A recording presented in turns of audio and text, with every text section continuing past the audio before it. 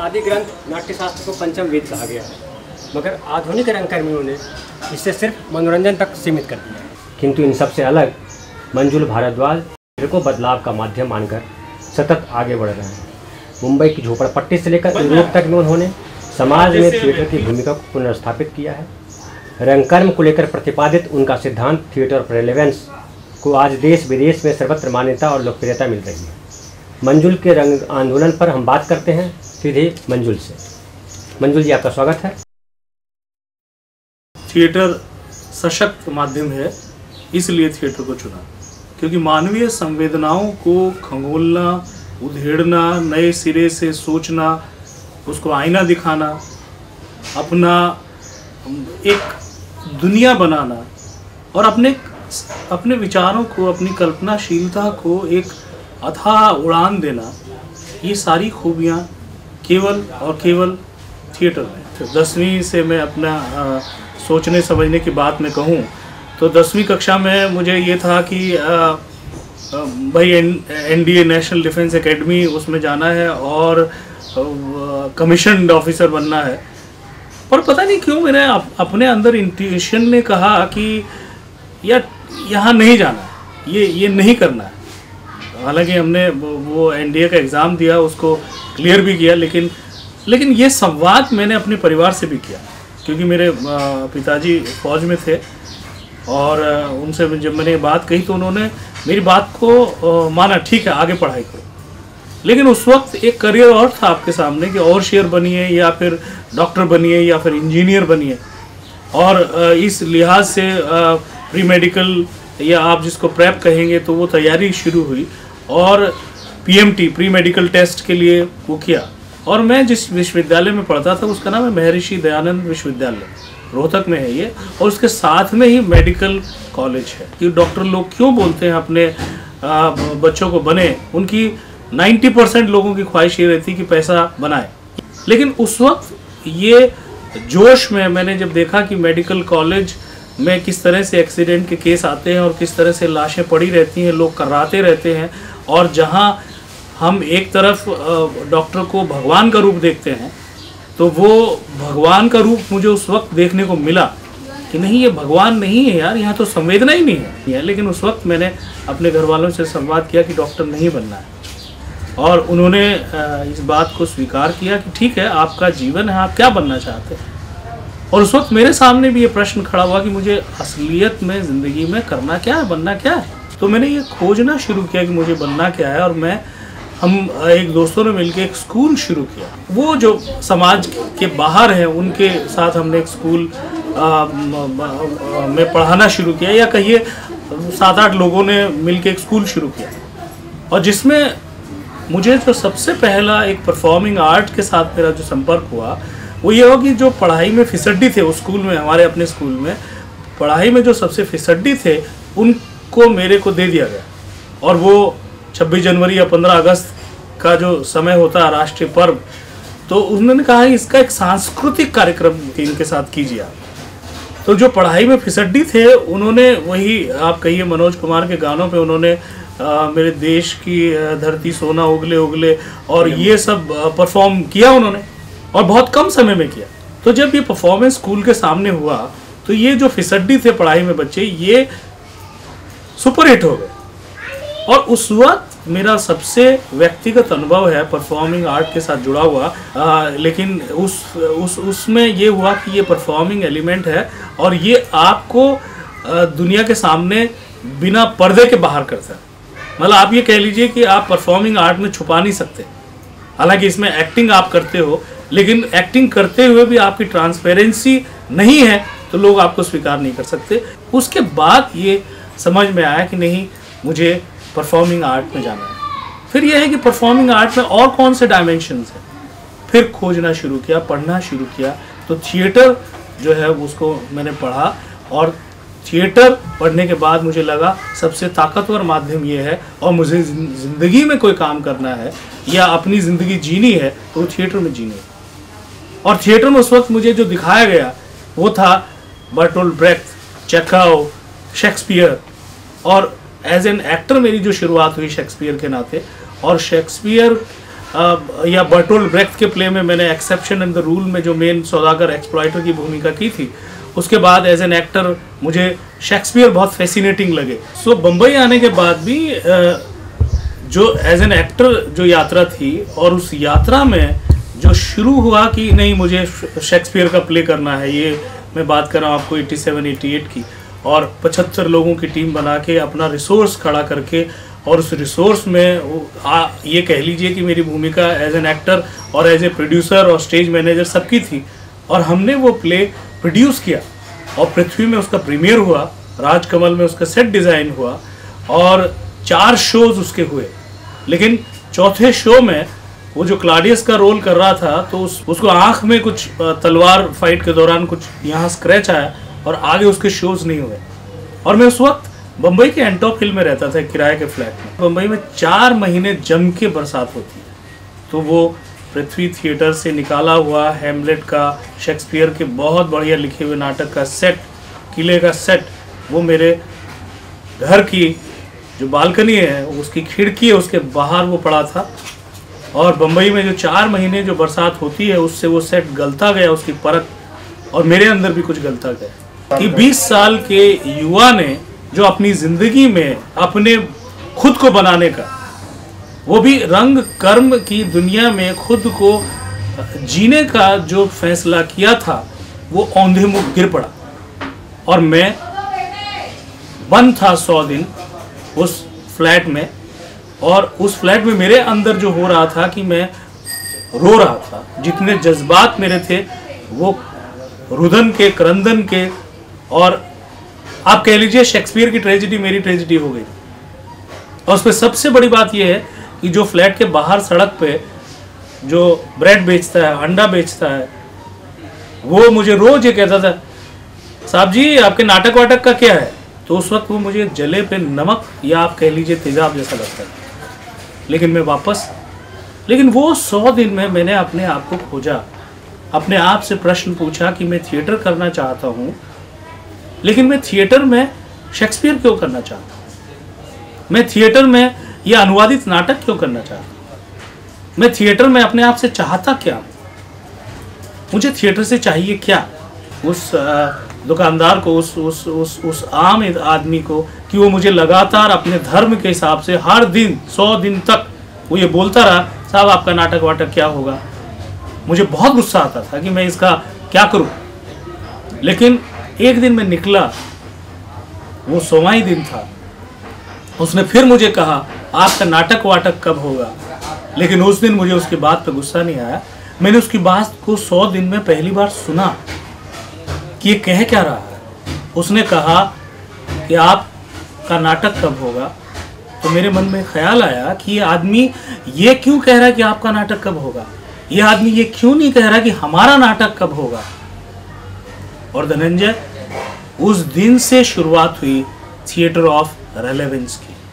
तो theatre of relevance की शुरुआत में थिएटर के 2 एसेंशियल जो एलिमेंट है वो साथ जुड़े पहली बार। वहां नाट्य दर्शन का जन्म हुआ। कोई ऋषि ने एकांत में बैठ के नहीं लिखा ये दर्शन। ये दर्शन सब जुड़ा हुआ जो थिएटर के 2 अहम एलिमेंट हैं कि एक परफॉर्मर और एक दर्शक जब जुड़ते हैं तो थिएटर बनता है। और ये फिलॉसफी उस जो दुकानदार है, जो आम आदमी है, उसने जब ये कहा कि आप अपना थिएटर छोड़ के मेरी तरफ देखिए और मेरा थिएटर कीजिए, तो वहीं से थिएटर ऑफ रेलेवेंस का जन्म हुआ। कि थिएटर ऑफ रेलेवेंस का मतलब है कि जो हम सबके लिए रेलेवेंट हो। उसके बाद आपने क्या किया, कैसे उसको इम्प्लीमेंट किया? देखिए, जब ये बौद्ध ज्ञान जब मिला, एक इनलाइटमेंट हुआ और एक दिशा मिली, एक क्लिक हुआ कि थिएटर ऑफ रेलेवेंस,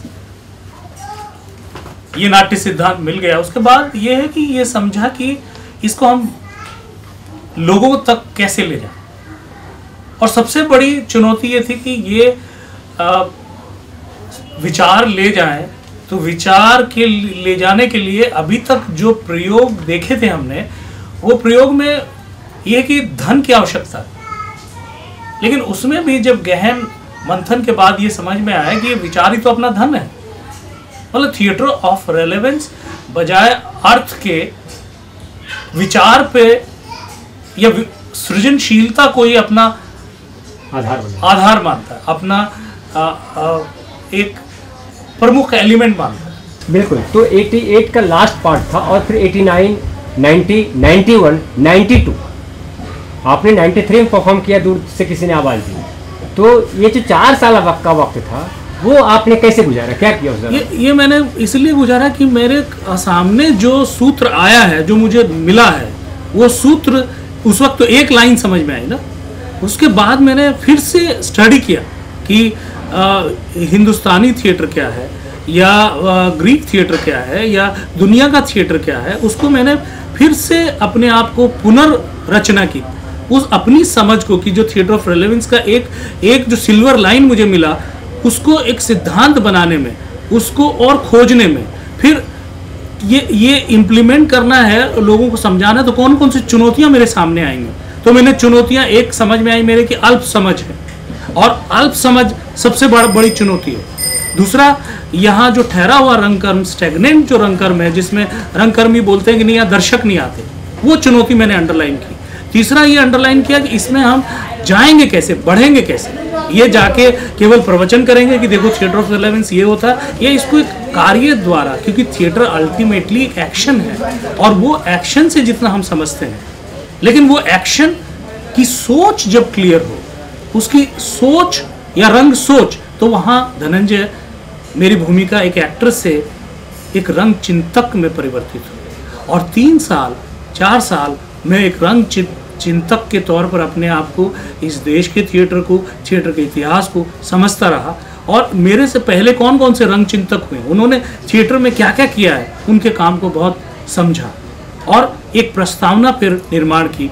एक 5 बिंदु जो थिएटर ऑफ रेलेवेंस के हैं, उनको मैंने उस सिल्वर लाइनिंग को मैंने शब्दबद्ध किया, और फिर अपने आप को तैयार किया कि ये 12 अगस्त 1992 से मैं इसमें जीने के लिए तैयार हूँ। 12 अगस्त 1992 को ऑफिशियली, आधिकारिक तौर पर जब मैंने ये निर्णय लिया कि आज 12 अगस्त 1992 से मैं मंजुल भारद्वाज और उसके साथी रंगकर्मी थिएटर ऑफ रेलेवेंस नाट्य सिद्धांत में जिएंगे, यानी कि हमारा थिएटर करने का एक मकसद है, एक सिद्धांत है, एक विचार है, वो है थिएटर ऑफ रेलेवेंस। जब हमने ये निर्णय लिया तो बहुत दिन हमारे सामने आगे नहीं बढ़े थे, क्योंकि आपको याद है 12 अगस्त और 6 दिसंबर में कितने महीने का अंतर है। तो 6 दिसंबर 1992 को जब बाबरी मस्जिद ढहा दी गई, जिसने मुंबई को अपने एक सांप्रदायिक लपटों में कहेंगे झुलस दिया या लील दिया, और ऐसे में जो हमने थिएटर ऑफ रेलेवेंस का सिद्धांत माना था कि ये हमारा थिएटर, जिसकी सृजना, जिसकी सृजनशीलता मानव को बेहतर बनाने के लिए कटिबद्ध है, तो जब मुंबई जला या दंगे हुए तो मानवता तो झुलस गई थी। तो ऐसे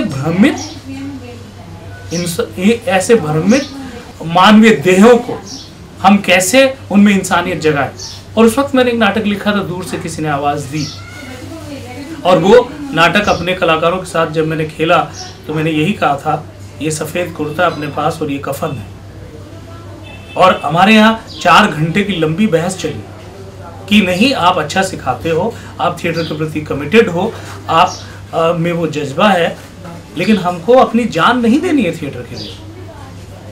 और हमने उस सर्दगर्म बहस को सुना, लेकिन अच्छी बात ये थी कि उस वक्त मोबाइल भी नहीं थे और मेरे पास लैंडलाइन भी नहीं था। हमने एक समय निर्धारण किया कि हम 5 बजे मिलेंगे एक स्टेशन पर, और वहाँ सब कलाकार आए, और हमने खार और बैरामपाड़ा के बीच में जो एक खाई बन गई थी, जो कर्फ्यू ग्रस्त एरिया था, वहाँ हमने दूर से किसी ने आवाज़ दी नाटक खेला, और धनंजय उस नाटक को करीब 1500 लोगों ने देखा, और उस जो वैमनस्य की भावना थी उसको हमने प्यार में, मोहब्बत में बदला।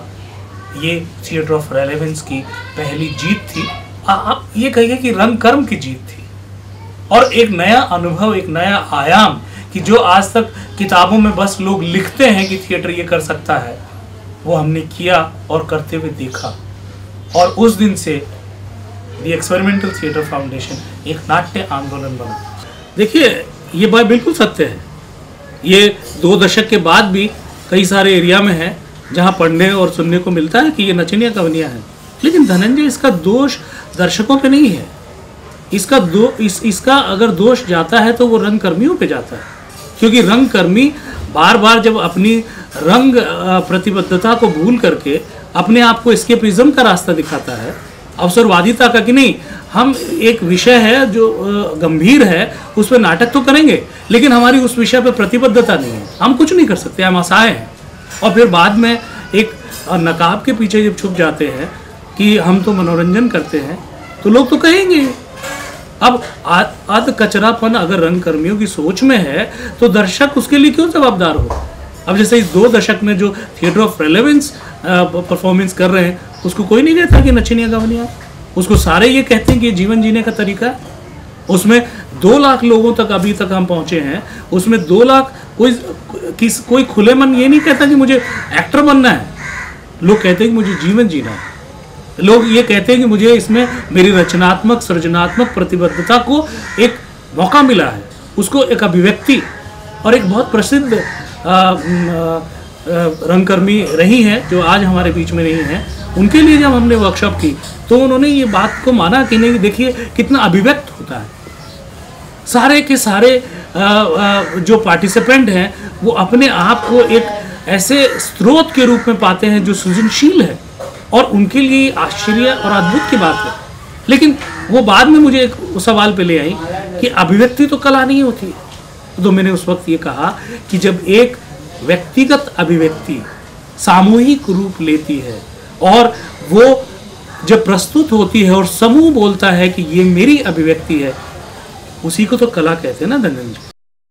दरअसल ये अपने आप में एक विभाजन मैं सही नहीं मानता हूँ, क्योंकि ये क्लास और मास ये हमेशा से झगड़ा होता है, और ये रंगकर्म को टुकड़ों में देखने की एक साजिश है। तो ये क्लास और मास ये कहीं ना कहीं रंगकर्मियों की प्रतिबद्धता का सवाल है धनंजय, और ये कहीं ना कहीं रंग सोच, रंग चिंतन की बात है कि आप में रंग सोच समग्र नहीं है और टुकड़ों वाली है, तो आप उतना ही दायरा देखते हैं, फिर अपनी आप चॉइस करते हो। ये हर व्यक्ति का अधिकार है कि किसी को लगता है कि नहीं मैं थिएटर करूँगा और एयर कंडीशनड हॉल में करूँगा, तो वो अच्छी बात है।